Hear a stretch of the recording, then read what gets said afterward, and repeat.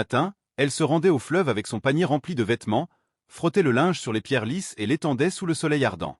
Ce jour-là, elle avait plus de travail que d'habitude. Le marché approchait, et beaucoup de villageois lui avaient confié leurs habits pour qu'ils soient propres à temps. Le soleil commençait à descendre lorsqu'elle étendit les dernières étoffes. C'est alors que son ami Fatou arriva en courant. « Aminata, viens vite. Les anciens convoquent tout le village sur la place. C'est urgent. » Aminata fronça les sourcils. Un rassemblement à une heure si tardive? C'était inhabituel. Elle jeta un regard aux vêtements encore humides sur la corde. Devait-elle les rentrer immédiatement? Mais Fatou insista, visiblement inquiète. « Dépêche-toi, c'est important. » Sans plus réfléchir, Aminata suivit son amie, laissant les vêtements à la merci de la nuit. Elle ne savait pas encore qu'elle venait de briser un équilibre millénaire. La réunion dura des heures. Les anciens parlaient de présages sombres, de perturbations dans l'ordre des choses. Quand Aminata rentra chez elle, la lune était déjà haute dans le ciel. Fatiguée, elle s'effondra sur sa natte, sans même penser aux vêtements laissés dehors. Mais alors que le village plongeait dans un sommeil profond, quelque chose s'éveilla dans l'obscurité.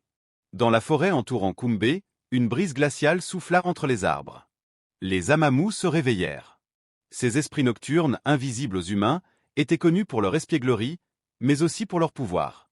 Attirés par tout ce qui était laissé sous la lueur de la lune, ils errèrent silencieusement à travers le village. Puis, ils les virent. Les vêtements, flottant sur la corde à linge, abandonnés sous le regard impassible des étoiles. Les Amamous glissèrent autour des étoffes, les touchèrent, les sentirent. Ils les absorbèrent. Et cette nuit-là, quelque chose changea à jamais. Aminata se réveilla avec un poids étrange sur la poitrine. Elle se leva précipitamment et sortit voir les vêtements. Elle s'arrêta net. Certains avaient disparu. D'autres étaient changés. Un pagne autrefois coloré était devenu grisâtre et sans vie. Une chemise d'enfant semblait avoir grandi, comme si elle avait été portée par un adulte géant. Un silence oppressant tomba sur la cour. Puis, une voix murmura derrière elle. « Aminata, qu'as-tu fait ?» Elle se retourna et vit Yaya Kumba, la vieille sage du village, qui la fixait avec effroi. Aminata voulut parler, mais les mots restèrent coincés dans sa gorge. Elle comprit alors. Elle avait réveillé quelque chose qui n'aurait jamais dû être dérangé. Dès ce jour, des événements troublants commencèrent à se produire. Un chasseur qui avait enfilé l'un des vêtements modifiés se perdit mystérieusement en forêt.